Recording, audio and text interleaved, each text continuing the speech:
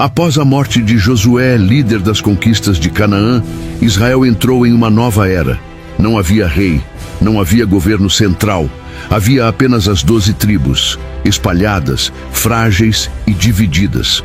E foi nesse espaço entre a promessa e a obediência que começou o período dos juízes. O livro dos Juízes, segundo a tradição judaica, foi escrito pelo profeta Samuel, guiado pelo Espírito de Deus. Ele narra os eventos que ocorreram entre a conquista da Terra Prometida e a instalação da monarquia em Israel com Saul. Um intervalo de aproximadamente 300 anos. É o segundo livro histórico da Bíblia, após Josué, e retrata um ciclo que se repete como um refrão sombrio. O povo serve a Deus, se afasta e adora ídolos. Deus permite que sejam oprimidos por nações vizinhas. O povo clama por socorro. Deus levanta um juiz para libertá-los. A paz, o juiz morre e tudo recomeça. Mas afinal, quem eram os juízes? Não eram reis, nem sacerdotes em sua maioria. Eram homens e mulheres comuns que Deus levantava em tempos de crise para libertar Israel. Você irá se emocionar com histórias como a de Jefté, Gideão, Débora, Sansão e de nomes menos conhecidos, mas que tiveram um papel fundamental na história do povo de Deus. Todos foram instrumentos de Deus em tempos em que a nação oscilava entre fé e idolatria. Esta é a história de 14 juízes que viram o povo se dispersar, falhar e se esquecer de Deus.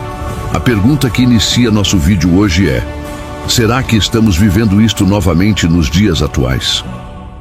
Otniel, o primeiro juiz de Israel, um homem da tribo de Judá, um herdeiro de uma linhagem de coragem. Seu nome era Otniel, filho de Kenaz, irmão mais novo de Caleb. Antes de se tornar juiz, Otniel já havia deixado sua marca na história de Israel. Em uma época em que os cananeus ainda ocupavam cidades fortificadas, Caleb, o mesmo que havia espiado a terra com Josué e crido na promessa, ofereceu sua filha Axa em casamento a quem conquistasse Kiriat Sefer, também chamada Debir. Foi Otniel quem se levantou. Sem hesitar, ele marchou contra a cidade e a tomou, demonstrando bravura e fidelidade ao Senhor. Por sua vitória, casou-se com Axa, filha de Caleb, tornando-se parte de uma linhagem marcada pela fé inabalável. Axa, mulher sábia e determinada, pediu a Caleb terras com fontes de água.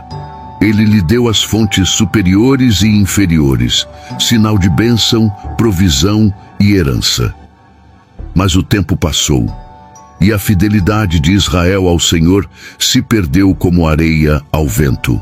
O povo se esqueceu do Deus que os havia libertado do Egito. Serviram aos Baalins e às imagens de Azerá. Então o Senhor se irou e os entregou nas mãos de Cushan-Risataim, rei da Mesopotâmia, a terra longínqua de Aram-Naharaim. Por 8 anos, Israel gemeu sob o peso da opressão. Mas quando clamaram ao Senhor, Otniel foi chamado outra vez, agora não apenas como um guerreiro, mas como o primeiro juiz de uma nova era. O Espírito do Senhor veio sobre ele, e com o poder divino, Otniel liderou Israel na batalha contra o poderoso rei estrangeiro. A Bíblia não detalha como foi essa guerra, mas sabemos o suficiente para entender o essencial. A vitória não veio da espada, mas do Espírito. Otniel venceu, Israel foi liberto e a paz reinou por 40 anos.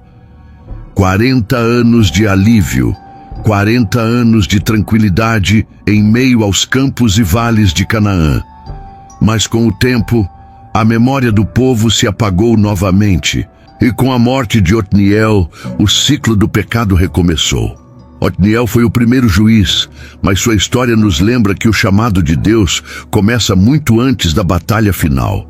Ele era um homem de fé, de coragem e de obediência, Um homem que se levantou quando os outros estavam em silêncio e que deixou como legado o exemplo de quem age quando Deus chama.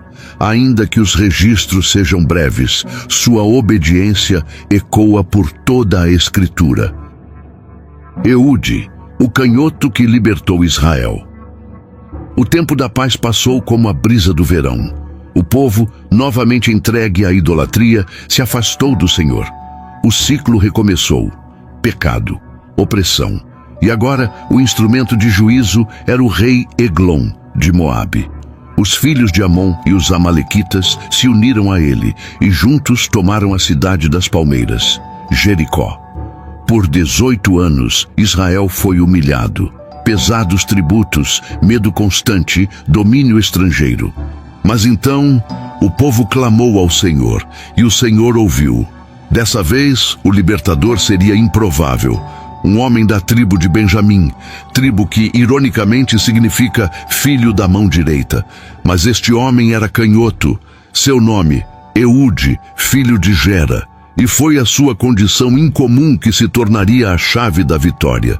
Eude foi enviado como mensageiro para entregar tributos ao rei Eglon. Mas ele não foi de mãos vazias. Antes da viagem, preparou uma adaga de 2 gumes, com cerca de 50 centímetros, e a prendeu sob suas roupas, do lado direito do corpo, onde nenhum guarda procuraria uma arma, já que os soldados buscavam a espada na cintura esquerda, comum aos destros. Eglon era um rei gordo, farto de poder e arrogância. Recebeu Eude com indiferença.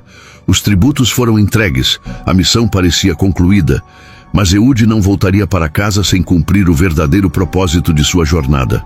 Depois de sair do palácio, Eude voltou sozinho. Ele mandou dizer ao rei: "Tenho uma mensagem secreta para ti." Eglon, curioso e confiante, dispensou todos os seus servos. Ficou a sós com Eude no quarto de verão, onde o vento soprava por janelas altas. Então Eude se aproximou e disse: "Tenho uma mensagem de Deus para ti." E com a mão esquerda puxou a adaga escondida e cravou-a no ventre do rei. A lâmina penetrou profundamente. E o texto sagrado não poupa detalhes. O corpo de Eglon era tão volumoso que a empunhadura desapareceu em sua carne. Eude não retirou a arma. Deixou-a ali e saiu. Trancou as portas do quarto e escapou por outro caminho. Quando os servos voltaram, pensaram que o rei estava descansando. Esperaram, mas ao abrirem a porta, encontraram-no morto. Enquanto isso, Eude já havia retornado às montanhas de Efraim. Com a espada da justiça não mais em mãos, mas com a autoridade do céu sobre sua voz, Eude convocou os homens de Israel. "Segui-me. O Senhor entregou os moabitas em nossas mãos." E eles desceram junto com ele. Tomaram os vales do Jordão e não deixaram nenhum moabita escapar. Foram mortos cerca de 10.000 guerreiros inimigos, todos fortes e valentes. Nenhum sobreviveu. Naquele dia, Israel foi liberto de seu jugo, e por 80 anos a terra teve paz. O mais longo período de tranquilidade registrado entre os juízes, trazido por um homem improvável com uma arma escondida e uma coragem inspirada por Deus. Eude nos ensina que o Senhor não escolhe conforme as aparências, nem depende do que o homem vê como força. Ele usa o improvável, o estranho, o desprezado, para mostrar que o poder não está na espada, mas na obediência ao chamado do céu. Sangar, o juiz da aguilhada de bois. A terra estava em silêncio. O nome de Eude ecoava como lembrança de libertação. Mas o tempo, sempre implacável, apagou da memória do povo o temor ao Senhor. E como nas vezes anteriores, o ciclo recomeçou. A Bíblia não narra o pecado nem a opressão desta vez. Apenas nos apresenta um nome, um homem, um feito, e com isso compreendemos tudo o que precisamos. Depois de Eude, levantou-se Sangar, filho de Anate, e com uma aguilhada de bois, uma simples vara de madeira usada pelos lavradores para conduzir o gado, ele feriu 600 homens dos filisteus e também libertou Israel. Juízes 3:31. Nada mais é dito sobre ele, nenhuma linhagem, nenhuma tribo especificada, nenhuma convocação celestial, mas sua ação fala mais alto que a ausência de palavras. Sangar é o homem do campo, o lavrador comum. Ele não empunhava espada, nem liderava exércitos. Ele não tinha armadura, mas tinha algo que Deus pode usar: disposição. Quando os filisteus se levantaram, talvez saqueando, talvez ameaçando, talvez subjugando famílias em vilarejos isolados, Sangar se ergueu, não com as ferramentas da guerra, mas com a ferramenta da lavoura. O que tinha nas mãos, ele usou. A vara de boi se tornou instrumento de juízo, e 600 filisteus tombaram diante de um homem sozinho, mas cheio do Espírito do Senhor. Sangar é o retrato do servo que não espera reconhecimento para agir, que não precisa de título para ser instrumento de libertação. O nome Anate, o nome de seu pai, parece remeter a uma cidade cananeia dedicada a uma deusa da guerra. Seria ele de origem estrangeira ou vindo de uma terra misturada e sincrética? A Escritura não responde, mas isso só reforça a mensagem. Deus levanta quem Ele quer, de onde Ele quiser, e transforma instrumentos de bois em armas do céu. Não há relatos de quanto tempo durou a paz. Não há filhos, descendentes, nem cânticos registrados. Mas houve libertação, houve coragem, houve Sangar.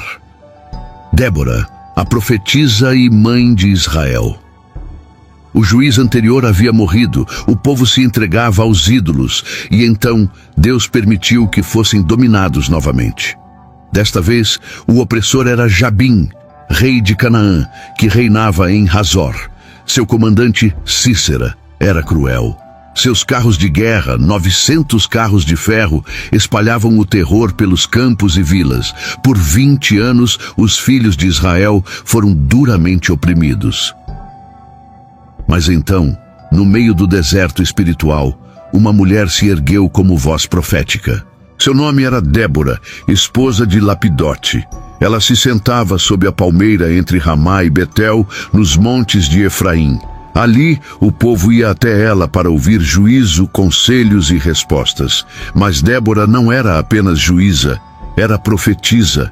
E quando Deus falou, ela obedeceu. O Senhor ordenou que ela chamasse Baraque, filho de Abinoão, da tribo de Naftali. Ela lhe transmitiu a ordem divina. Vai, ajunta 10.000 homens das tribos de Naftali e Zebulon e marcha até o monte Tabor, porque o Senhor entregará Sísera em tuas mãos. Mas Baraque hesitou. Se tu fores comigo, irei, mas se não fores, não irei. Débora respondeu com firmeza profética: irei contigo, mas a honra da vitória não será tua, pois o Senhor entregará Sísera nas mãos de uma mulher. Então marcharam ao monte Tabor. Enquanto Sísera reunia seus carros de ferro no ribeiro de Quizon, confiando em sua força, o céu se movia em silêncio. E no momento determinado, Débora deu a ordem: levanta-te, Baraque, porque este é o dia em que o Senhor entregou Sísera em tuas mãos. Por acaso o Senhor não saiu adiante de ti? A batalha foi sangrenta. O exército de Sísera foi desbaratado. Os carros de ferro atolaram na lama, pois chuvas pesadas, mencionadas no cântico de Débora, transformaram o terreno seco em armadilha. O exército de Israel, armado apenas com coragem e fé, venceu uma força superior em número e tecnologia. Sísera, no entanto, fugiu a pé. Correu em desespero até chegar à tenda de Jael, mulher de Éber, o queneu. Ela o acolheu com aparente hospitalidade, deu-lhe leite, cobriu-o com um cobertor e ele adormeceu, certo de estar seguro. Mas Jael era instrumento nas mãos do Senhor. Ela pegou uma estaca da tenda e com um martelo cravou-a na têmpora de Sísera. O comandante caiu e morreu. Baraque chegou procurando seu inimigo e Jael saiu ao seu encontro. Vem e te mostrarei o homem que procuras. E lá estava ele, morto, caído diante de uma mulher. Assim, naquele dia, Deus humilhou Jabim, o rei cananeu, e os filhos de Israel prevaleceram até destruí-lo por completo. No dia seguinte à vitória, Débora e Baraque cantaram. O capítulo 5 de Juízes registra um dos mais antigos e belos poemas hebraicos da Bíblia, um cântico de guerra, de gratidão e de glória ao Deus dos exércitos. Quando os chefes se dispõem a liderar em Israel, quando o povo se oferece voluntariamente, louvai ao Senhor. Juízes 5:2. Débora exalta a coragem das tribos que marcharam, Zebulon, Naftali e Issacar, e denuncia as tribos que ficaram passivas, Ruben, Dan e Azer. Ela canta sobre a batalha, o rio Quizon, os céus que lutaram, as estrelas que guerrearam, e termina exaltando Jael. Bendita entre as mulheres seja Jael, esposa de Éber, o queneu. Débora é descrita como mãe em Israel. Em uma época em que os homens temiam a guerra, ela se levantou com autoridade, sabedoria e poder. Uma líder completa, espiritual, política e militar. Sua história nos lembra que Deus levanta líderes de onde o mundo não espera, que Ele fala através de quem estiver disposto a ouvir, e que até o canto de vitória pode nascer em meio às lágrimas de um povo que se arrepende. E a terra teve paz por 40 anos. Gideão, o medroso que se tornou herói. Depois da morte de Débora, a terra descansou, mas o coração do povo adormeceu também. E mais uma vez, como uma maré que insiste em voltar, Israel fez o que era mal aos olhos do Senhor.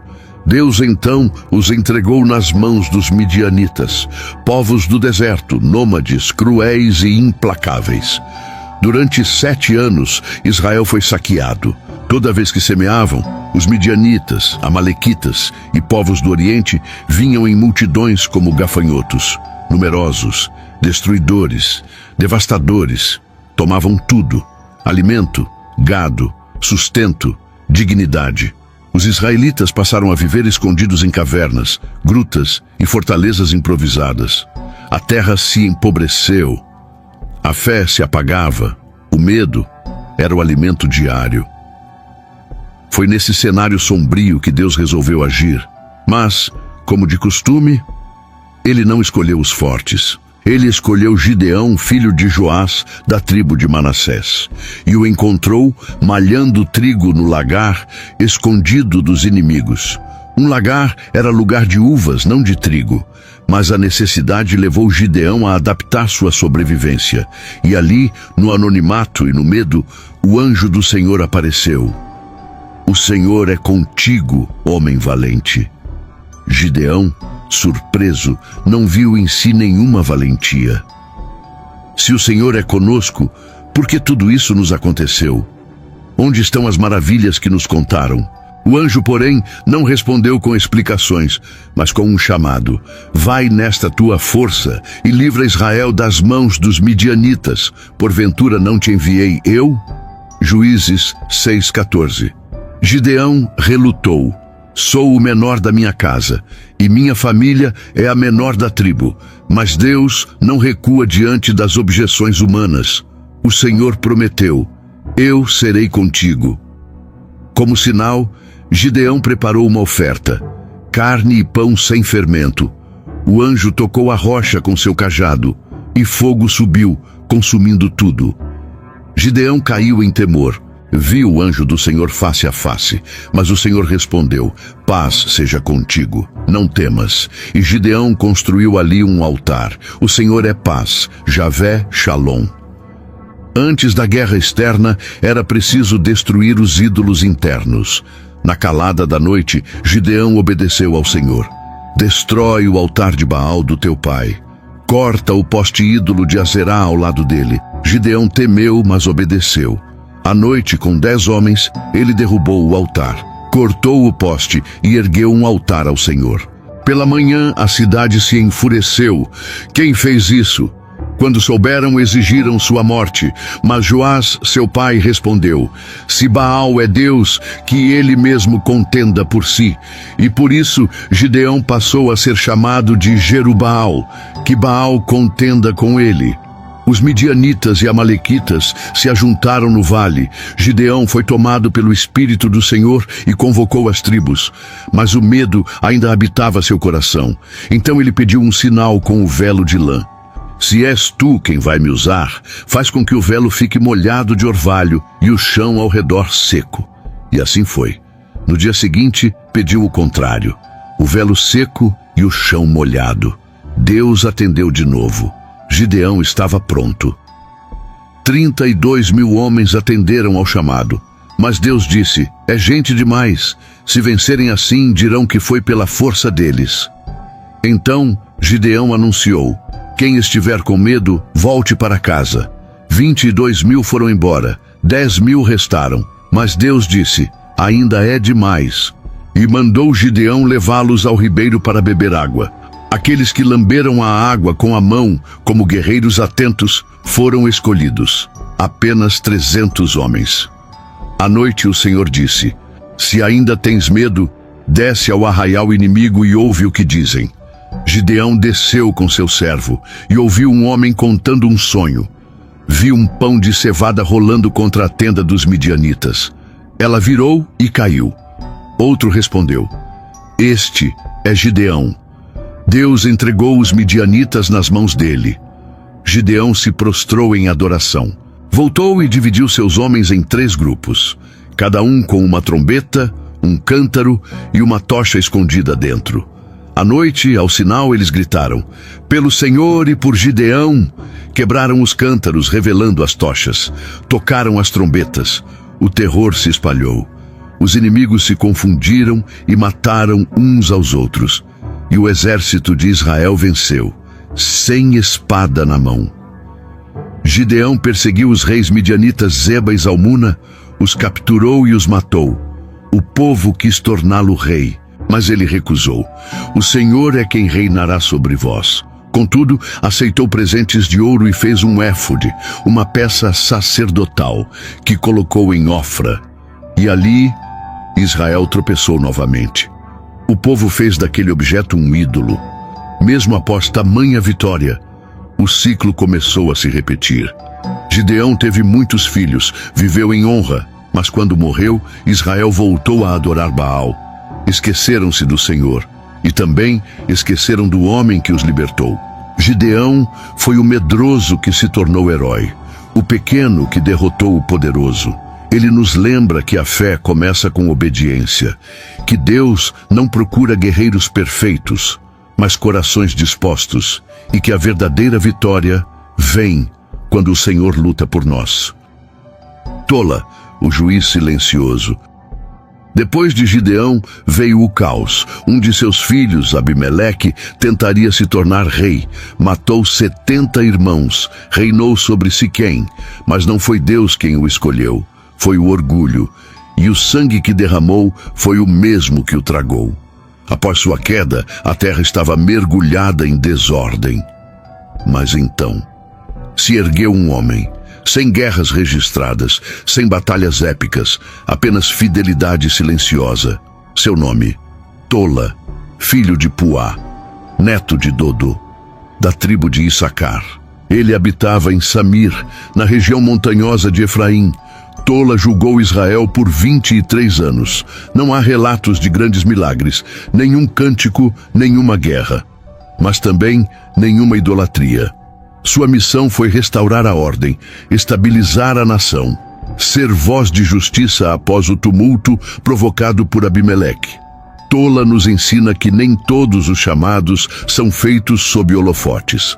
Às vezes, Deus levanta homens e mulheres para restaurar em silêncio, para servir sem palco, para governar com sabedoria e paz. Quando Tola morreu, foi sepultado ali mesmo, em Samir, um juiz esquecido pelos homens, mas lembrado pelo céu. Jair, o juiz dos filhos cavaleiros. Depois de Tola, levantou-se Jair, o gileadita. Ele julgou Israel por 22 anos. Um tempo de estabilidade se manteve, mas sua história nos é contada com um detalhe singular. Teve 30 filhos que cavalgavam sobre 30 jumentos e possuíam 30 cidades, chamadas as cidades de Jair, até hoje, Juízes 10:4. Jair governava do oriente do Jordão, na região de Gileade, terra montanhosa, distante das grandes tribos ocidentais. Seus filhos, 30, representam influência. Seus jumentos, símbolo de riqueza e autoridade.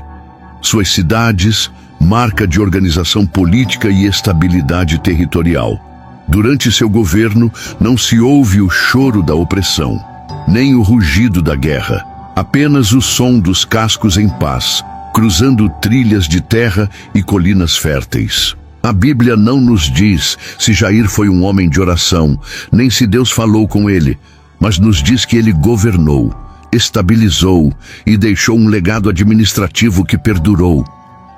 Após 22 anos, Jair morreu e foi sepultado em Camon, outro juiz que não buscou glória para si, mas que manteve viva a trégua entre Israel e seus próprios erros. Tola e Jair, 2 nomes que a Bíblia registra com poucas palavras, mas que sustentaram por décadas uma nação à beira da ruína.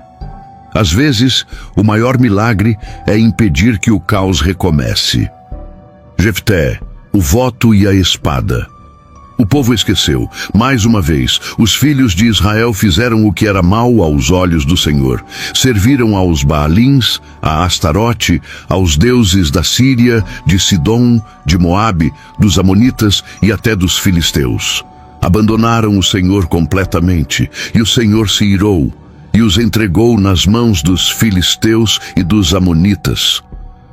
Durante 18 anos, os israelitas a leste do Jordão, na terra de Gileade, foram esmagados. Os amonitas atravessaram o Jordão e ameaçaram também as tribos ocidentais, Judá, Benjamim e Efraim. Então, o povo clamou ao Senhor, mas Deus respondeu com dor e justiça. Quando vocês clamaram antes, eu os livrei. Mas hoje, voltem aos deuses que escolheram, que eles os salvem. O povo então se arrependeu com lágrimas, tiraram os ídolos, e novamente o coração de Deus se moveu. Os líderes de Gileade disseram: quem liderar o combate contra os amonitas será nosso chefe. E foi então que se lembraram de Jefté, o gileadita, homem valente, guerreiro temido, mas rejeitado. Filho de Gileade com uma prostituta, Jefté fora expulso da casa do pai pelos irmãos. Não herdarás conosco, pois és filho de outra mulher. Jefté fugiu para a terra de Tobi, onde se tornou chefe de um bando de homens inúteis, homens esquecidos como ele, marginalizado, esquecido, mas forjado na dor. Agora, diante da guerra, os anciãos vieram procurá-lo. Jefté, vem ser nosso capitão. E ele respondeu: não foram vocês que me odiaram e me expulsaram? Agora me procuram quando estão em aperto? Eles insistiram, e Jefté, com sabedoria, negociou. Se Deus me entregar a vitória, serei vosso chefe? Serás. Então Jefté voltou como comandante, mas antes da espada tentou a paz. Jefté enviou mensageiros ao rei dos Amonitas: por que guerreias contra Israel? O rei respondeu: porque Israel tomou nossas terras quando saiu do Egito. Mas Jefté conhecia a história e respondeu com firmeza: Israel pediu passagem por Edom e Moabe e foi recusado. Só atacamos quando Seom, rei dos amorreus, veio contra nós. E a terra foi dada por Deus. Por 300 anos vocês não a reivindicaram. Agora vem nos tomar o que o Senhor nos deu? O rei amonita não deu ouvidos. Então o Espírito do Senhor veio sobre Jefté. Ele reuniu um exército e avançou rumo ao confronto. Mas antes da batalha, fez um voto impensado. Se me deres vitória sobre os amonitas, quando eu voltar em paz, o que sair primeiro da porta da minha casa, isso será do Senhor, e o oferecerei em holocausto. A batalha foi vencida. Jefté derrotou 20 cidades dos amonitas. O povo celebrou. A terra exultou.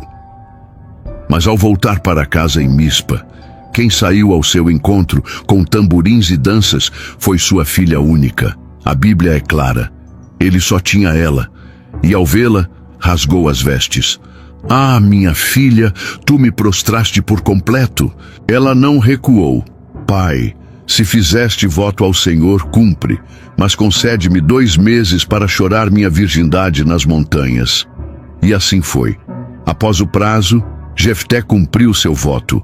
O texto sagrado não diz claramente se ele de fato sacrificou sua filha como holocausto ou se a consagrou à virgindade perpétua. O que sabemos é que o episódio ecoou pela história de Israel. As jovens passaram a lembrar anualmente da filha de Jefté, um tributo à obediência, um lamento pelo excesso de zelo sem sabedoria. Mais tarde, os efraimitas se revoltaram por não terem sido chamados à guerra. Jefté os confrontou.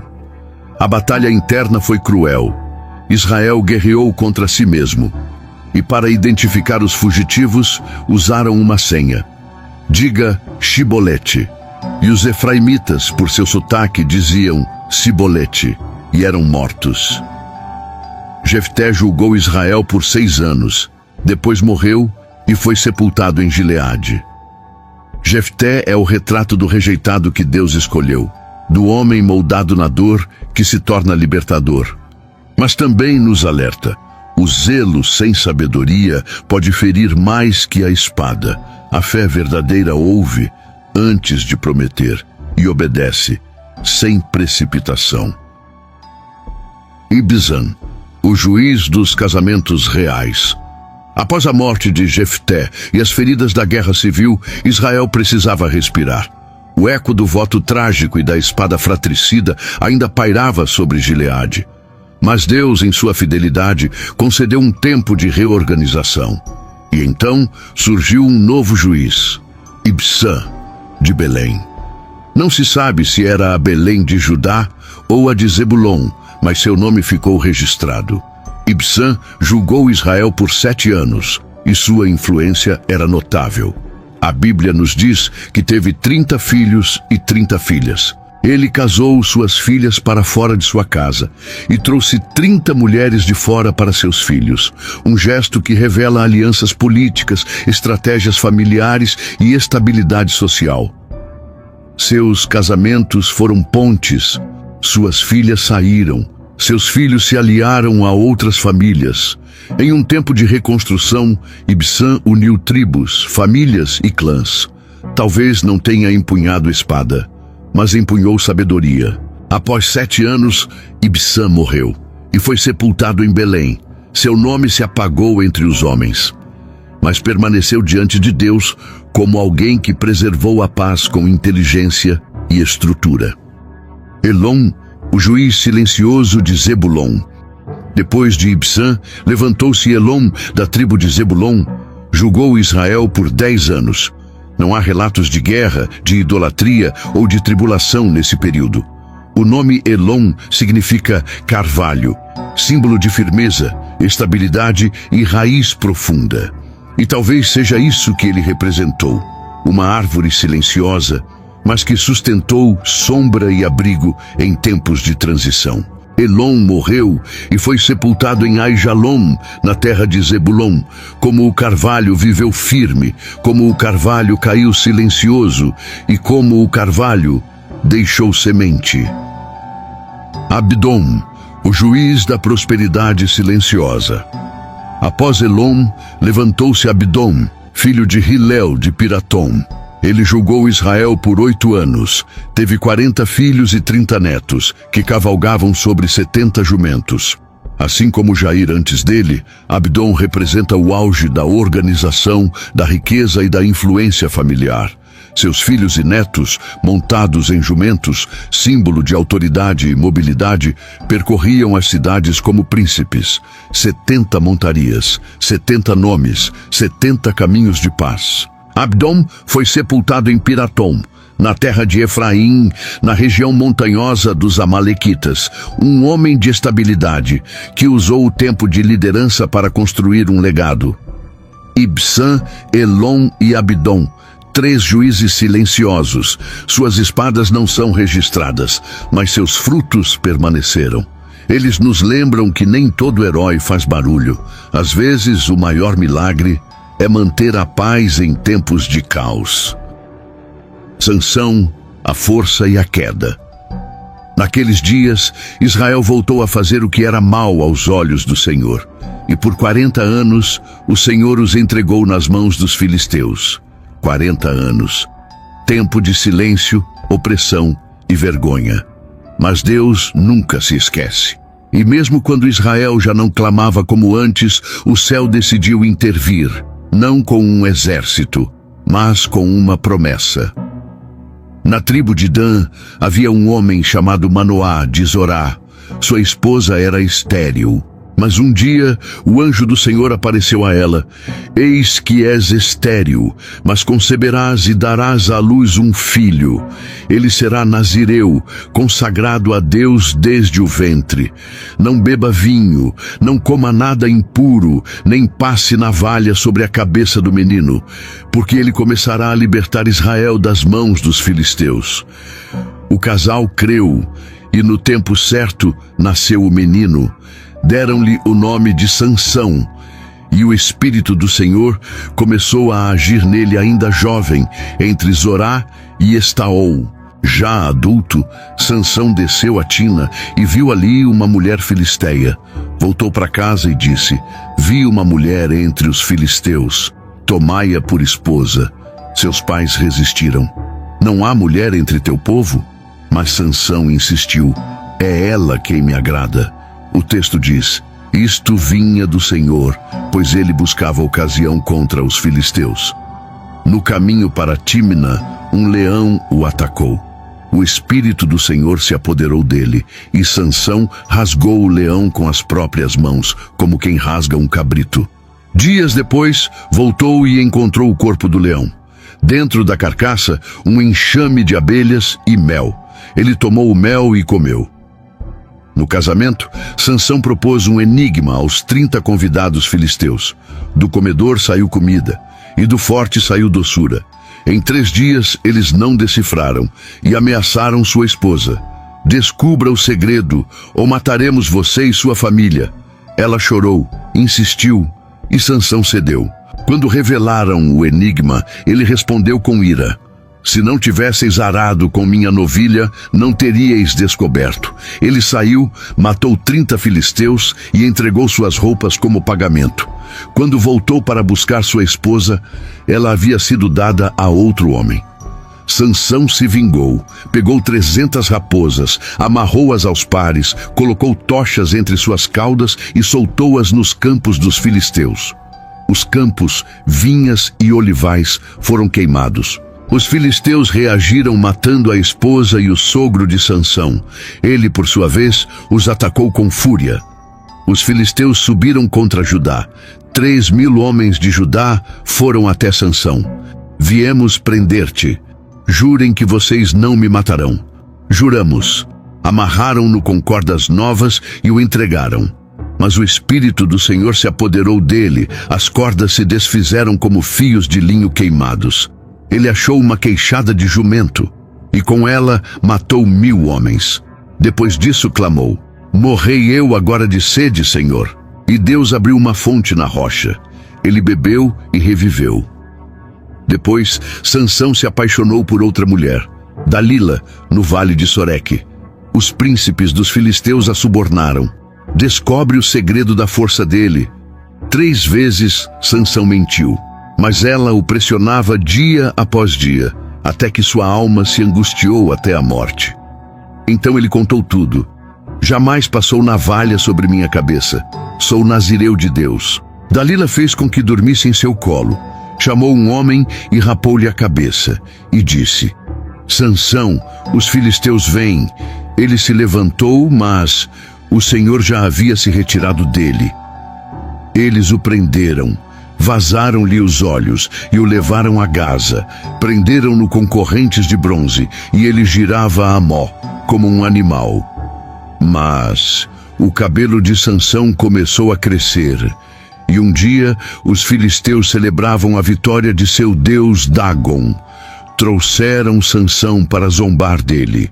Ele pediu: deixem-me tocar nas colunas. E orou: Senhor Deus, lembra-te de mim. Dá-me forças mais uma vez, para que eu me vingue dos filisteus por causa dos meus olhos. Ele empurrou as colunas com toda a força, e o templo caiu sobre os príncipes e sobre o povo. Sansão matou mais em sua morte do que em toda a sua vida. Seus irmãos o buscaram, e ele foi sepultado entre Zorá e Estaol, no túmulo de seu pai Manoá. Sansão foi juiz de Israel por 20 anos, um homem dividido entre o chamado e o desejo, entre a força divina e as fraquezas humanas. Sua vida foi marcada por vitórias grandiosas e falhas profundas. Mas no fim, quando reconheceu sua dependência de Deus, foi restaurado. Aquele que nasceu de um milagre morreu como sacrifício, e sua história ecoa até hoje. Deus usa até mesmo os quebrados para cumprir seus propósitos eternos. Eli, o sacerdote silencioso. Depois da morte de Sansão, Israel permaneceu sem liderança central. Os dias dos juízes estavam chegando ao fim, mas ainda restavam 2 vozes a serem ouvidas. A primeira, Eli, o sacerdote de Siló. Eli era juiz e sacerdote, ministrava diante da Arca da Aliança no tabernáculo de Siló, onde o povo ia adorar. A Bíblia não descreve como ele chegou à posição de juiz, mas sabemos que julgou Israel por 40 anos. Eli era um homem piedoso, mas falhou onde era mais sensível, na disciplina de seus filhos. Hofni e Finéias, filhos de Eli, eram sacerdotes, mas se corromperam. Eles tomavam as ofertas do povo com ganância, deitavam-se com mulheres à porta do tabernáculo e profanavam o nome do Senhor. Eli os repreendeu, mas com brandura. O juízo de Deus foi anunciado. Um homem de Deus profetizou: cortarei tua descendência, nenhum ancião haverá em tua casa, e o sinal seria este: Hofni e Finéias morreriam no mesmo dia. Foi nos dias de Eli que Deus começou a levantar o último juiz e primeiro profeta nacional, Samuel. Samuel era filho de Eucana e Ana, mulher estéril que rogou a Deus um filho, prometendo consagrá-lo ao Senhor. Ana orou no templo com amargura de alma. Eli, ao vê-la orando em silêncio, pensou que estivesse embriagada, mas ao entender sua dor, abençoou-a. Vai em paz. O Deus de Israel te conceda o que pediste. Samuel nasceu, e como prometido, foi entregue ao serviço de Deus em Siló. Desde pequeno servia ao lado de Eli, e foi ali que Deus o chamou, numa noite silenciosa. Samuel dormia perto da arca do Senhor, e então ouviu: Samuel! Ele correu a Eli: aqui estou. Mas Eli respondeu: não te chamei. Isso se repetiu 3 vezes. Então Eli entendeu: era Deus quem o chamava. E disse: quando ouvires de novo, responde: fala, Senhor, pois o teu servo ouve. E o Senhor falou: farei uma coisa tal, que todos os que a ouvirem ficarão com os ouvidos zunindo. Julgarei a casa de Eli para sempre, porque ele sabia da corrupção dos filhos e não os repreendeu com firmeza. Samuel temeu contar a visão, mas Eli insistiu: é o Senhor, faça o que bem lhe parecer. E assim, Deus começou a levantar Samuel diante de todo o povo. Certo dia, Israel foi à guerra contra os filisteus. Derrotados na primeira batalha, decidiram levar a Arca da Aliança ao campo de batalha, como se a presença de Deus pudesse ser manipulada. Hofni e Finéias foram com ela, mas Israel foi vencido. Hofni e Finéias morreram, e a arca foi tomada. Quando a notícia chegou a Siló, Eli, com 98 anos, cego e sentado à porta, ouviu: os teus filhos morreram. A arca foi levada, e ao ouvir da arca caiu da cadeira, quebrou o pescoço e morreu. Naquele mesmo dia, a nora de Eli, esposa de Finéias, deu à luz um filho. e o chamou de Icabô. A glória se foi de Israel. Samuel, o último juiz, o primeiro profeta nacional. Enquanto a casa de Eli caía, a luz de Deus brilhava no coração de Samuel. O menino crescia em graça diante de Deus e dos homens, e a palavra do Senhor era com ele. A arca ficou por anos longe de Siló. Israel permaneceu em opressão espiritual. Mas então Samuel, já homem, convocou o povo. Se de todo o vosso coração quiserdes voltar ao Senhor, lançai fora os deuses estranhos. E o povo obedeceu. Samuel reuniu Israel em Mispá. Houve arrependimento, confissão, jejum, mas os filisteus ouviram da reunião e marcharam para atacar. O povo temeu. Samuel, clama ao Senhor por nós. E Samuel sacrificou um cordeiro e orou. E o Senhor trovejou com grande estrondo sobre os filisteus. Eles foram confundidos e derrotados.